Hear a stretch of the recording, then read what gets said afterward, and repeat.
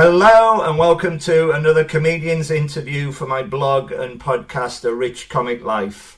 My name is Richard Gill and my blog describes my experiences of watching over 1,500 comedians for the last 50 years. My special guest today is a wonderful comedian. It's Mr. Dave Chawner. Yes! Hello. I think you have given me more enthusiasm than a lot of like full rooms in that sort of moment. I love That's that. not fair, and you know it. Thank you so much for doing this. No, it's an absolute pleasure. I'm so pleased that we could make it work, and Yeah. I am very touched to be number 172. Well, I know it's incredible. It really Isn't that is. mad? But I've been wanting to chat to you for a while. I'm so pleased you're my guest today, and I'd like to go right back to the start and ask you, why did you become a comedian in the first place, please? I think I became a comedian because I became slowly obsessed with comedy, and if I'm entirely honest, I kind of realize now that I loved the ability that stand-up comics had to cope with stuff. Like the first ever kind of comedy thing that I ever saw was one of my mates came up to me and he said, look, there's this guy, he's called Peter Kay, I'll lend you the VHS. And this guy wasn't like a particularly close mate or anything. He was like a mate who I got on with. He was in a different class to me. And I got it and we had our cousins over and we watched it and I was like, oh my God, I love this. I think this is incredible. And then skip forward a couple of years when I went away to university. It was the first ever comedy club that I'd ever seen advertised. And we went there and I was like, oh my God, I love this. And I then decided to do it for the first time at one of my mates ran a bar and it was an open mic. And I was kind of like, oh my God, I absolutely love this. So it was kind of like getting ensnared in over time. But I suppose that's how I got into it, was just loving it. It's such a great thing to be part of. I mean, sitting in the front row, watching you all. It's such an enjoyable experience for me. It must be amazing being on stage. You know what though, Rich? I actually miss that enjoyment. That's what I think really gets me about the Edinburgh Fringe. There are certain people that when I go and see, you can forget that excitement. And I miss sometimes doing it as a job. I miss that kind of excitement. And you go and get a drink from the bar, you choose your seat, and I think that's why a lot of people can get jaded, especially at the Edinburgh Fringe, because it'll be your seventh gig of the day and you're just jobbing it. And I think it's so easy to forget what made me get into it in the first place is that just cheeky boyish excitement. Being in a comedy club felt like, and I don't know if this ever happened to you at school, it felt like one of those lessons where the teacher was ill and they hadn't got a replacement, or the teacher hadn't turned up and we're like, oh my God, we're allowed to do this, this is cheeky. And That's love wonderful. That's a great answer. You mentioned Peter Kay. I would class him as a cut above the rest. I would put him up there with Eric Morecambe or Tommy Cooper or anybody like that who has an ability not to do anything and people laugh. It's extraordinary. Eric Morecambe was the glasses, Tommy Cooper was the fez. Extraordinary. I first saw Peter Kay well before he was famous in a club in Manchester. He was fourth on a bill. And I'd never heard of him, and I cried with laughter at him. And I said to my mate, that guy's going to be a superstar. And I was still laughing when the fifth act was on stage. I was still laughing at Peter Kay. And about a month later, I had to go up and apologise to Dave Gorman. No!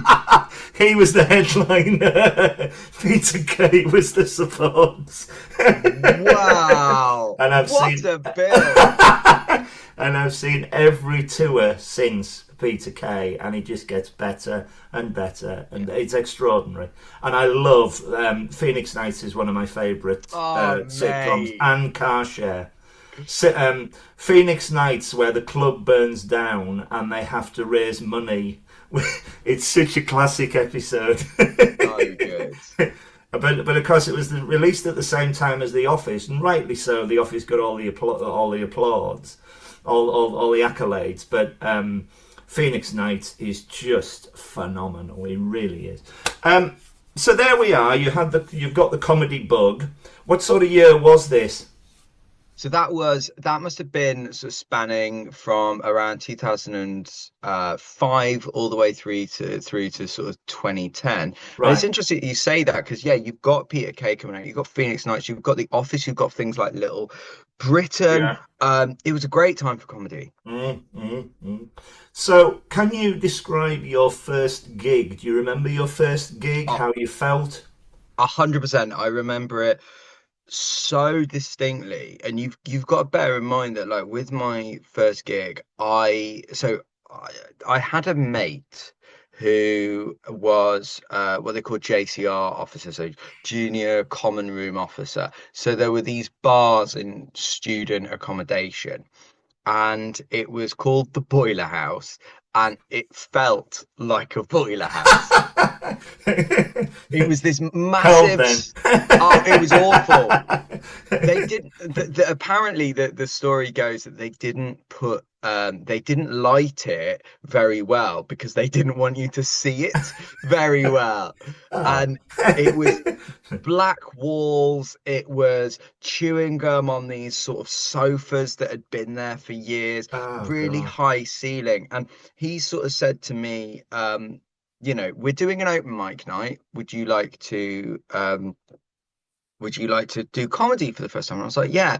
And when I went to university, I went to the cheapest halls that you could do because I couldn't really afford to go to university. And so I shared a kitchen with 23 people and we were all self catering and I didn't even have my Sounds own. wonderful. Oh, mate, it was mad. And I had a ready-made kind of audience there because there were like out of the 23 people, I think something stupid like 18 of them came down. And I'd just kept notes of funny quotes, funny things that people had said. And I remember the gig really specifically because I remember standing there and there had been people who'd gone on and doing really earnest acoustic solos. There were people that were going on and doing like rapping. And I think it was about half 10, 11 by the time I was even sort of brought on. And I didn't know what was normal for your first gig. So I was Thrown in given at the deep end. exactly. And I was given 10 minutes. And I remember just having got there at about sort of 7 o'clock. So I'd been there for like 4 hours. Wow. Um, and I remember going on, and I think because it was basically all of my flatmates and a couple of others, I felt surprisingly comfortable, and it went better than ever sort of thought. And I remember he came up to me afterwards and he said, look, that went really well. We've got a woman called Kerry Godlyman who's doing an Edinburgh preview next year. My Do you want to favourite go? female comedian. Fantastic. What phenomenal. And he said, do you want to come and support her Oh, next week? And that was kind of how I started, really. wow. And it's wonderful that you've got your friends with you to Mm. support you because I was going to ask you when you got into comedy, did you get in through the pub route where you had to do 5 minutes and you had to bring bringers? Is that how it started? Because I am normally the bringer for any new comedian that comes along, and then I'll send them on the way after about 5 shows. Is that how it was the same for you? It was interesting because I was down in Southampton, so there was actually like a little comedy society, and there was actually quite a lot of comedy down there because at that point in time, Southampton Solent was Yeah, one of the first courses in the UK to teach stand-up comedy yeah, as a university degree, which got a lot of, kind of backlash. So there was actually quite a lot going on. So there was a mix of bringers. I don't think I ever did a bringer, actually. I think I did open mic nights and right, stuff like that. It was only when I moved to London 2 years later that I'd ever really heard of bringers. And I think I did that once or twice. yeah, Um, but when I was at university, I'd gig to be honest, once every sort of 6 months. It really wasn't consistent at all. Yeah, yeah, yeah. When you're on stage, what do you like to talk about? Because I know you. I've seen you do a routine, and I've seen you compare comedy night. And what I love about you is your confidence on stage. You're very warm. You're very enthusiastic, and you can bring the audience in straight away, which means you can basically talk about whatever you want. So, is there anything specific that you like to talk about? Any themes, anything like that? I like to talk about weird things. I would like to talk more about philosophy, but pub philosophy. Yeah. So I funny enough, I saw some mates yesterday and we had a brilliant conversation about do dogs think? And I thought that's a really funny, and I would love to do more stuff like that because you mentioned the brilliant Dave Gorman, Yeah. and I love Oh, him. I tell you, to answer that question more succinctly, I'll tell you what I don't like to talk about on stage. And I don't really generally like to talk about sex on stage. That is the one thing that I don't really like to talk about. yeah, yeah, And I think the reason is A, I kind of grew up watching loads of stuff about sex. Um, B, I am absolutely a prude, and I have prude pride. Um, but C, I also think there's a thing about being on stage as well that I always kind of think, would I say this to someone I just met? Like, yeah, say I was yeah. in a coffee shop, and I don't think I would. No, I it's interesting you mentioned about weird things because I was out for a walk with a mate the other day, and we sit in by a river, and there's loads of geese, and suddenly I said out of the blue, I said, where do geese sleep? And he and the mate burst out laughing, and he couldn't answer it. That's And that's amazing. just you couldn't write it. So keep going with the weirdness. Love that. I love um, that. as I said earlier, you're extremely confident on stage, I think, and that's your endearing quality. I can't ever imagine you having a bad gig. Oh, yeah. Can you describe your worst and then best gig, please? It's interesting you say about confidence because I actually don't feel. I think one of my huge downfalls is that I don't feel confident on stage. There are some people that I've seen who have said I feel so at home on stage, and actually very rarely do I ever feel like that. Genuinely. I think I'm a very anxious and sort of nervous person, and I think how I get over that is just filling the space with words.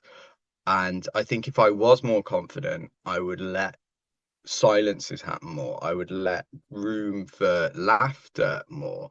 And so to answer that question, I'd say my best gig, I think that always stands out was there was a beautiful venue in Brighton called the Hobgoblin Pub. Oh, lovely, wonderful.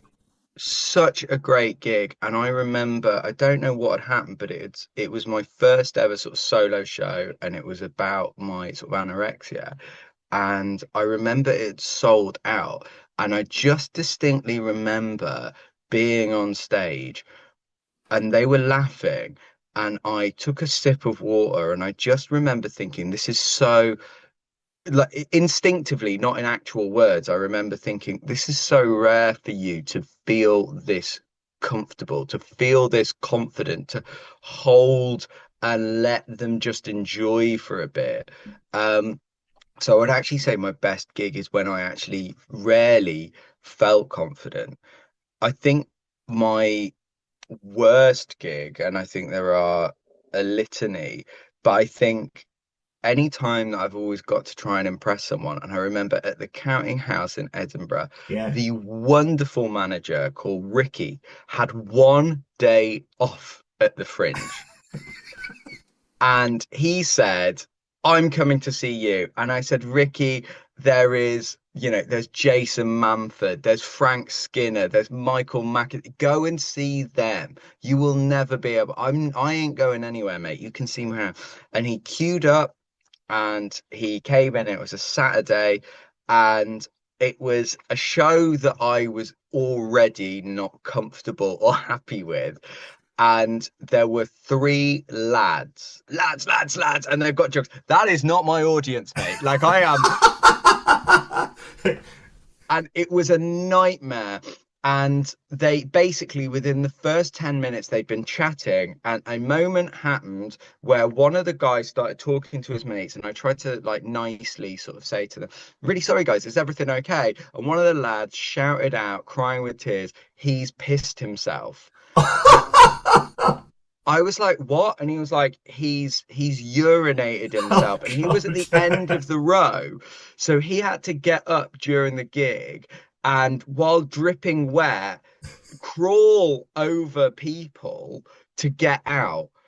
And as soon as that had finished, like, I kind of tried to reset the room, and people were actually more annoyed than laughing. And This sounds horrific. I tried to go down the route of like, oh my God, well, at least I've made someone piss themselves. Didn't laugh, didn't find it funny. Eventually, two of the other lads had just got the room back. They decided they were off as well, so they laughed. And then there was a family at the back that left it until 40 minutes when they decided they were in the wrong room as well. And there was a break, and they'd been talking throughout, and they'd gone left rather than right. And all the Wow. while, the thing that was worse about it was I was like, Ricky has 1 day off. This is his one gig he's chosen, and Ah, what a gig! So genuinely, I still flush with shame when I think about that. wow. Confidence is an interesting thing because for years I used to sit at the back of comedy clubs and think my laugh, which should be insured, would carry the gig. And of course it did, but I would I would sit on the front row. I sat there about 10 years ago, and I've never looked back. A friend of mine who I hadn't seen for years, I met up with her last year in Newcastle, and I used to go to college with her years ago. And she said, "Have you still got that loud laugh?" I went, "No, no, no." And we went to the stand in Newcastle, and we saw Paul McCaffrey. And he walked on and literally went boom to me because I was sitting on the front row. I collapsed, and my friend went, "Oh my God, you!" It was so good. And the reason why the laugh, where I realised I had it, was very early on when I was about 10 years old. One of the first gigs I ever went to. We went as a family to a holiday in Torquay, and I went to see Tom O'Connor, God bless him. And he walked on the stage in his suit and did his patter and everything. It was very funny. And I burst out laughing. He must have said something hilarious because it floored him. And he had to adjust his tie, walk off, walk back on again, start again. And so in the Wow, blog I put, God bless you, Tom. brilliant. So good, so good. But confidence is difficult to explain because my Mm. next question is you have mentioned nerves. How do you cope with any nerves before you go on stage? Do you have a routine to calm yourself down, or do you just go for it and see what happens? I I think that's a really interesting question because I actually believe now that I'm getting older that confidence is actually calm. Confidence is quiet. And I think a lot of people mistake being a big character for being confident. And actually that's I would say insecurity. You're just trying to Yeah, drown people out.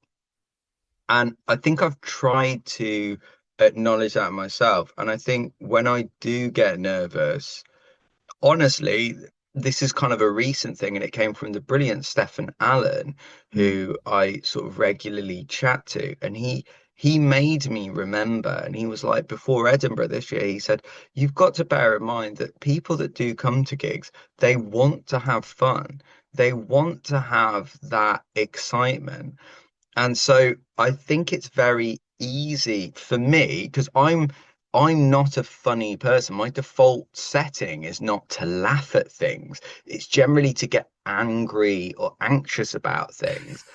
which is not a good thing as a comic. Well, And I think how I try and try and deal with nerves is to remember that I've done this before, and that this doesn't have to be a fight. This can be a shared experience. But the honest answer is I'm still trying to find ways to cope with nerves.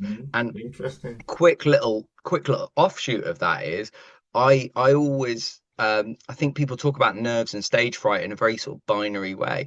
I think it manifests in a range of different ways for a range of different people. And for me, I become obsessive about time. I'm like, well, we're 1 minute late. We're 1 minute late.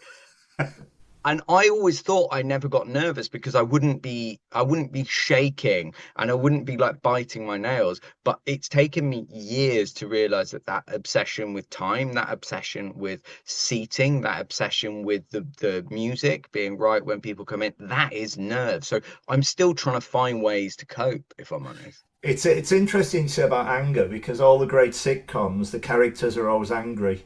Basil Fawlty, Mm, Victor Meldrew, Captain Mandarin's always pissed off. It's yeah. fascinating. It's fascinating, and so anger is a great comedy weapon, if you like. I think. Mm, that's a So really good point. yeah, so that's interesting, and also as well, following on from that, would you say as soon as you walk on stage, or as soon as you speak into a microphone, or as soon as you get your first laugh, any nerves that you may have would go?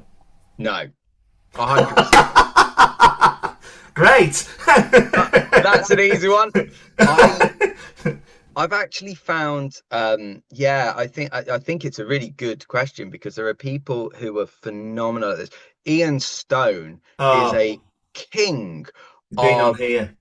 he's so good, and Yeah, he will let a room breathe, no matter the venue, he will let it breathe silence before he takes that first word. yeah. Whereas I am still so kind of insecure that I'm just like, "Ah, I've got to get it out there." So a lot of the You time see, I I'm find that fascinating. I find that fascinating because certainly when we saw you at Brighton this year, you were so kind enough to come on and say, look, there isn't that many in the room.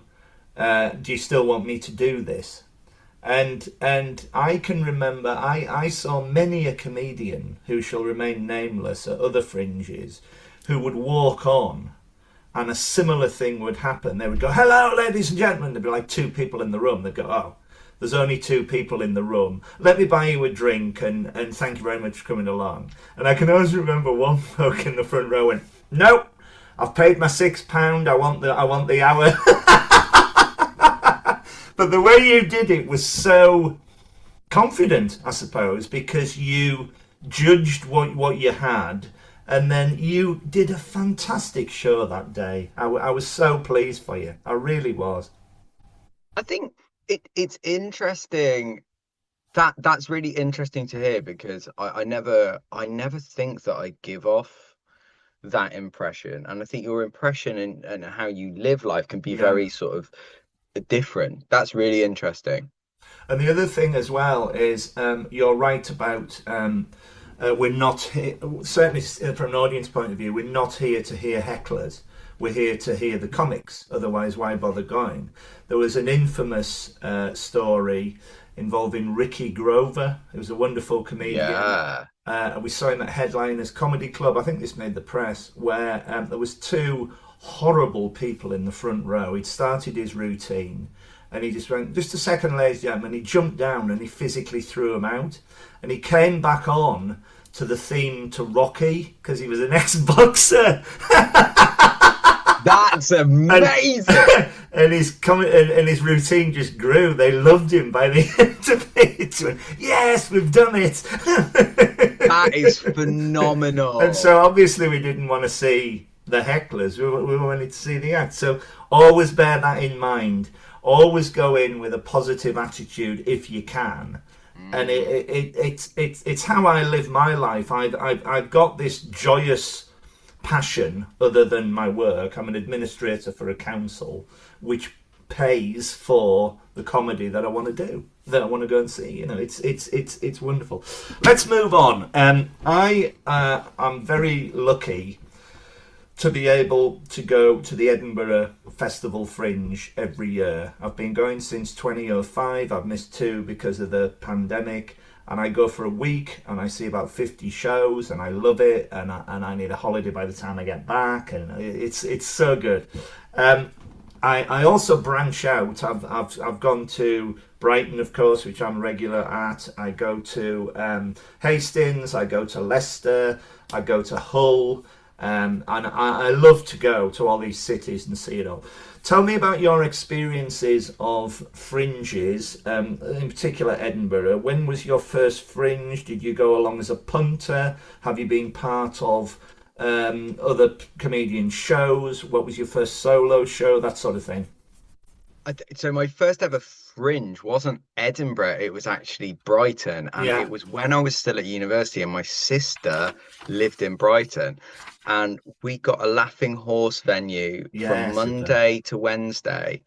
And I will never forget going down there, the excitement. And we got audience in every day. This was the heyday of the Brighton Fringe. It must have been 2010, 2011. And it was a mixed bill with two other comics and a host. And I just remember waking up on the second day and I was like, oh my God, I love this. This is insane. This is incredible. I want to do this. Yeah. I felt like a celebrity, but not like, sort of people would know me in the street of like I'm doing something I love. So fast forward, I always wanted to go to the Edinburgh Fringe and I always got scuppered for whatever reason. My first Edinburgh Fringe was 2012, and no, it might have been 2011. And I remember I was working then at this magazine and I did a full day's shift, and then I got the first train up, and I remember I got in at 11:30 at night, and there was a wonderful comic called Elaine who doesn't keep going anymore, and another girl called Sophie again who doesn't go anymore. And they'd got a mixed bill show for the month, which was just different comedians all throughout. And they met me at the train, and I walked up those stairs up to the Royal Mile from Waverley, and it was genuinely like something from a film. It was a Friday night, and I couldn't believe that the city was packed, Yeah. and it was just waking up, and there were Yeah. fire eaters, there were jugglers, and we Yeah. instantly went to the caves and saw set list and these comedians. I still remember that it was Nick, God, I can't remember his name now, but he did that, and I was just like, this is insane. It genuinely felt magical. And doing that show, I didn't know that you got I didn't realize that it was what they call a pay on donation show. I didn't even know that was a thing. And I remember we did the show and I couldn't believe how well it went the next day. And then they were giving me money. And I was like, this is insane. I honestly, I couldn't believe it. There is something very, very special about Mm. any fringe, but in particular Edinburgh, and I'm exactly the same. My home city is Carlisle, and I used to go up there for the summer. I used to work in a school in London, and then go up to Carlisle for the summer. And I used to get the train. I still get the train up to Edinburgh now. When you step off at Waverley, it just hits you, like you say. It's this incredible atmosphere that is magical, and it will always have it. And it's just the best feeling. The wonderful thing about doing a blog like I do is that my reward for this, I don't get any financial payments or anything for it, but it's the recognition. And because I still go to a lot of shows when I'm there, trying to get from venue to venue with comedians. Oh my God, it's Richard Gill! Oh my God! It's like what's going on? But this is wonderful. That's wonderful for me, and I love to sit in the Pleasance Courtyard, one of my favourite venues ever, just with a pint of Guinness and watch the world go by with all the comedians and everything and chatting away and everything. It's just the most magical thing. And I also want to say as well, Brighton is like a taster for us. We go along, been along now 4 or 5 years, and we always make a point of seeing you, whether it's a routine or you're doing your compare at the Laughing Horse. It's you're such a bound full of energy, and that's what you need in a comedian. It's so good. So thank you for Thank all you. that you do. And I think Brighton's a great little fringe. I really do. It's been running for a while, isn't it? It absolutely, I mean, years, Yeah. and the year that we went was the year that I think they changed CEO. So we got reviewed, and we hadn't put together a press release. It was bursting at the seams with reviewers, and it was insane. Wow. Yeah, it was really great fun. Would you let me ask you this? Do you prefer comparing to doing a routine, and if so, why? 1,000%, 100% I do. And I didn't realize how rare this is. When I'm doing a 20-minute, when I'm opening, I will feel anxious. I will feel nervous. When I'm emceeing, I look forward to it. I honestly do.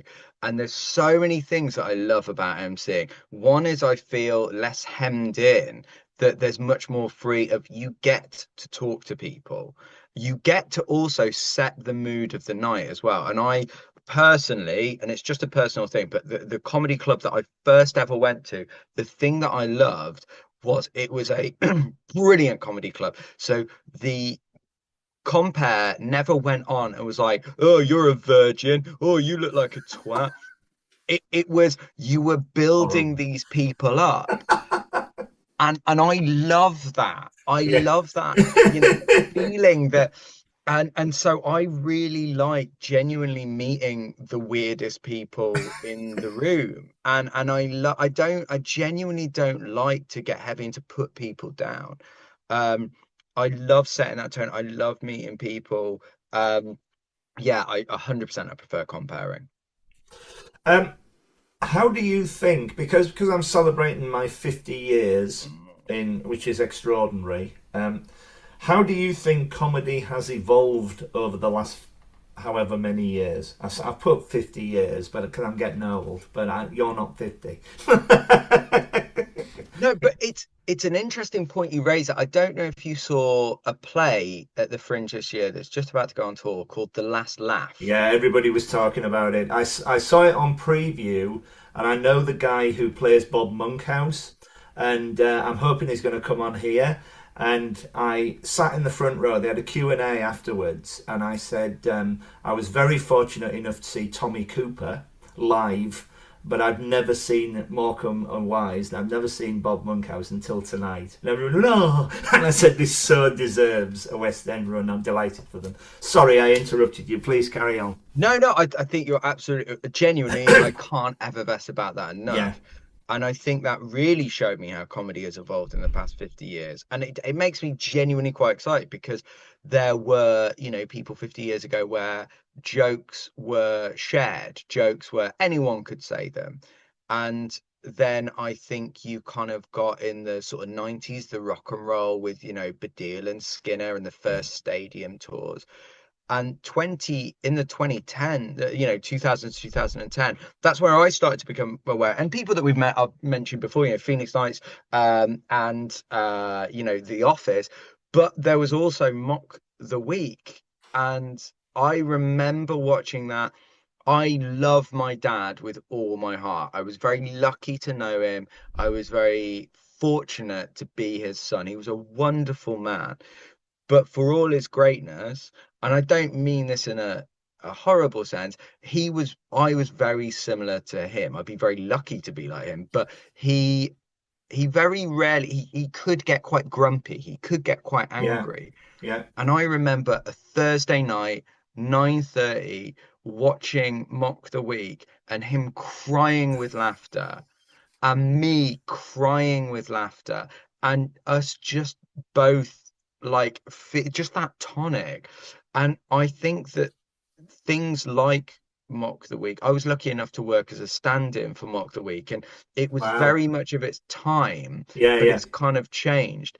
And I think comedy now has evolved to be very much personal, very much about that. So it's gone from shared joke, shared ownership to what is the most specific thing that you can talk about you. And for me, I honestly find that quite exciting. I know there are people that don't like that. I know there's a lot of people that say it's, a lot of boring stuff about mental health and stuff like that.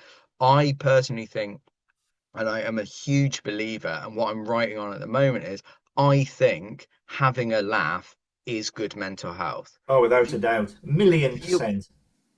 if you asked me to draw a picture of what is good mental health, it would be being in an audience in a good Yeah. comedy club.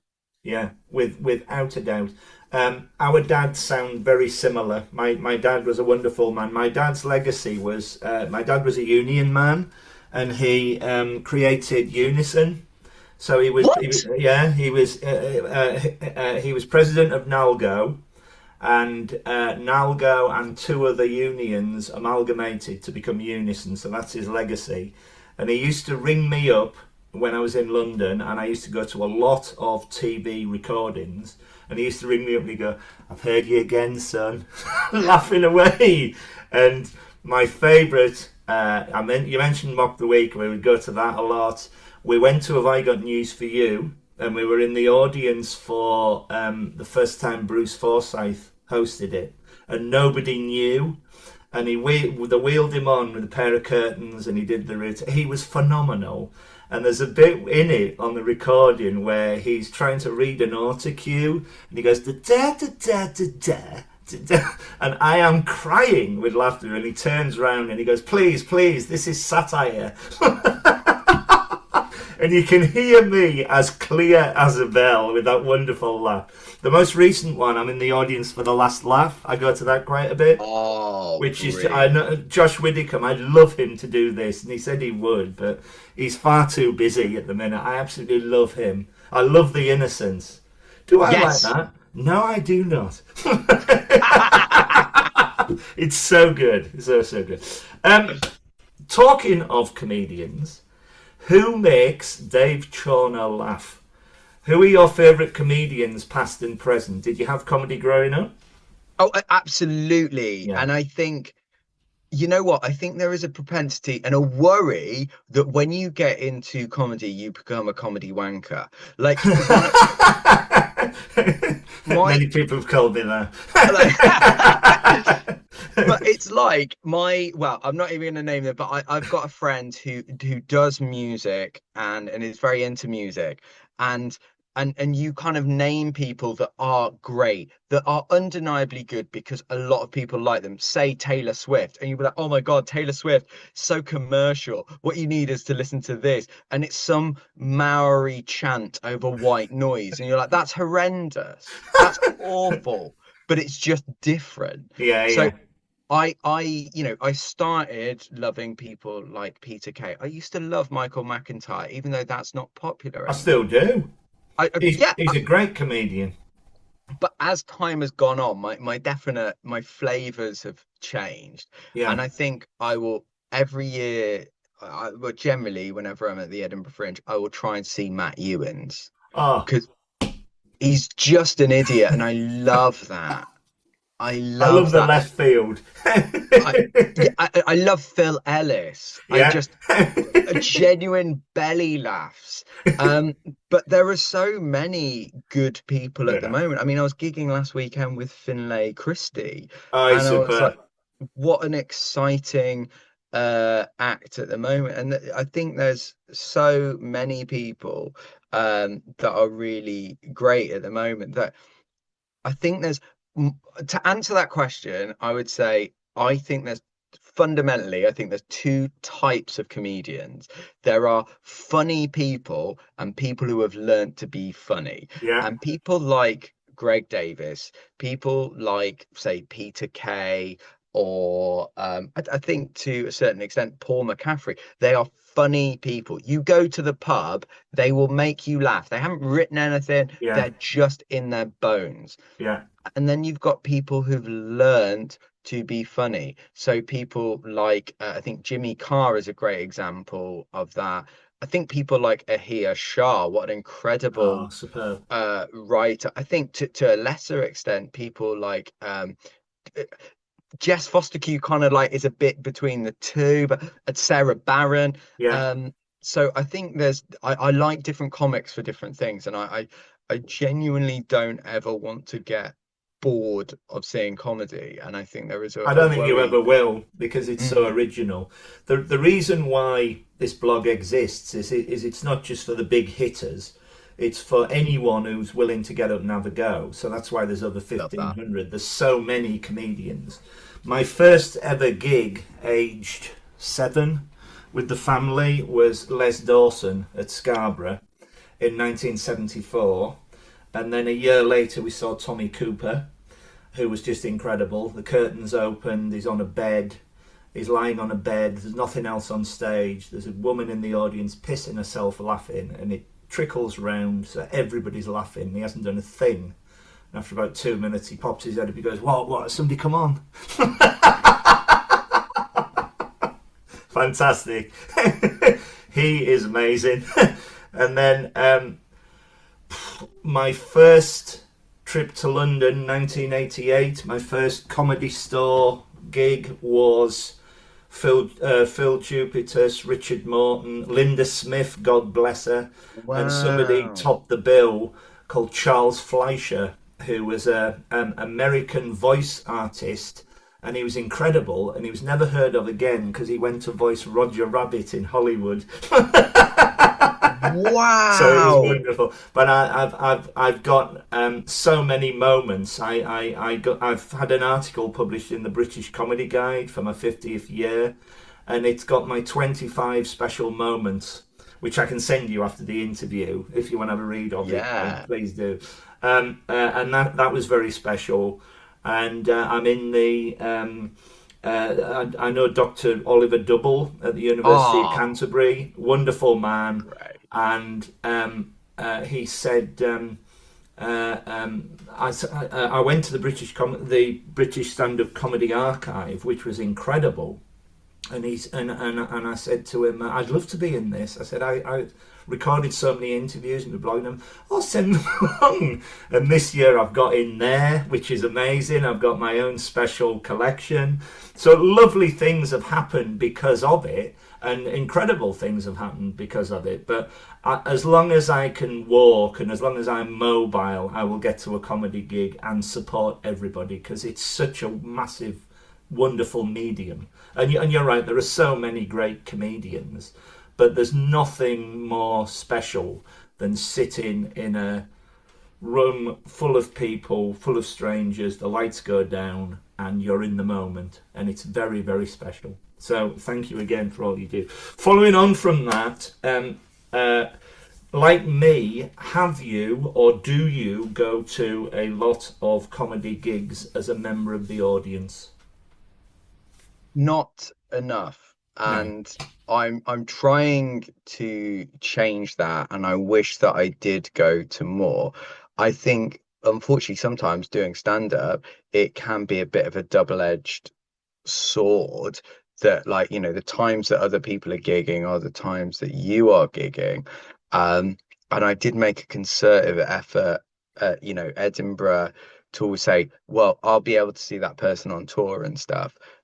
So I actually don't go to as many gigs as I would like, but I also think there's something to be said because I still want to enjoy. I don't want to reach saturation point, and I don't want to do it just because I think that I should. And I do think that there's a thing that a lot of comics, I wish more comics had said of remember to recharge your funny batteries. Remember that, yeah, comedy is all well and good, but sometimes you might need something completely different. And I think that's okay as well. It's interesting you say that because my favourite opening line ever to a gig was from Harry Hill. Who doesn't like Harry Hill? I first saw him 30 years ago. I used to go downstairs at the King's Head a lot in Crouch End, wonderful comedy club. And he brushed past me. I'd never seen him before. He brushed past me, jumped up on the stage, and he went, "Ladies and gentlemen, I'm really sorry I'm late for this gig. I had to have a testicle brought down." And there was a pause and a big laugh. And then he said, "From Derby," which was genius. And when I met him 25 years later, I told him this story, and he went, "Rich," he said, "I still tell that to this day." And the wonderful thing about him is that he's done the TV. He had the massive success with TV Burp, and he's now back in the clubs because he loves the medium. He loves to do it. We saw him last Tuesday at New Malden, and we're going to the Steve Gribbin. This is being recorded in November 24. We're going to the Steve Gribbin 40th anniversary where he's on the bill there. So he's forever gigging, and it's wonderful, that he keeps doing it. If you're on a bill of acts in a night, would you stay and watch them all if you're first on the bill? There's an answer I want to give, and then there's the real answer. Well, both then, please. I think it depends. It depends on the night. It depends on the people, and it depends on the availability that I have to watch them. And I think, again, I think it goes back to that other answer. I think, if I'm honest, generally not. No. Generally, I won't, because the idea, if I'm on first, the idea to be able to get away early because I host a lot, yeah, of course, is a joy. Yeah. And I think you I know. I generally wouldn't. That's not out of any besmirchment of other acts, but I honestly, and I think there's a real thing of overlooking here of, it's so different to that's why, like, if I've been on a bill, I personally feel, because I have such a high cringe reflex, even if I've killed it, let's say it's been the best gig in the world, I still don't feel valid to sit in that audience, because I feel like I'm either pulling focus, or it's a bit cringe to be kind of like, why is he hanging around? What's he doing? And like, so yeah, I don't think I would. That is very interesting, my friend, because I think you are a major talent. I always have done. You've always made me cry with laughter when I've seen you. And as I say, please keep doing what you do. It's wonderful. Thanks. Have you got anything else you would like to say? Because I have much enjoyed talking to you. You've been a fantastic guest. Have you got any writing? Have you got any tours coming up? What's your social media, that sort of thing? You know what? I've literally just joined Instagram in the past couple of months. Right. Hello. I know. I was quite a big deal on MySpace, and I'm trying to kind of migrate my Bebo fans across. So yeah, I am on Instagram at Dave_Chawner, and I've got a book, and I'm working on a new show about mental health rather than mental illness. But I suppose the most important thing to say is I'm doing a podcast as well, but that's all about using humor to cope and talking about mental health. But of course, you should like and subscribe to this podcast as well. Well, you're very kind. Please tell everybody where they can find you on social media. Yeah, so it's at Dave_Chawner on Instagram. I've got a YouTube channel, and everything is just linked to my name, Dave Chawner, Chawner, and then you'll be able to get anything through there, and my website as well. Well, my friend, it's been an absolute joy. I could talk to you all day, and I'm so looking forward to seeing you again live soon, because you're an amazing, amazing talent. Please keep doing what you do, and thank you so much for your time. Thank you, mate. You take care and all the best. You take care, mate. Thank you so much for having us on, mate.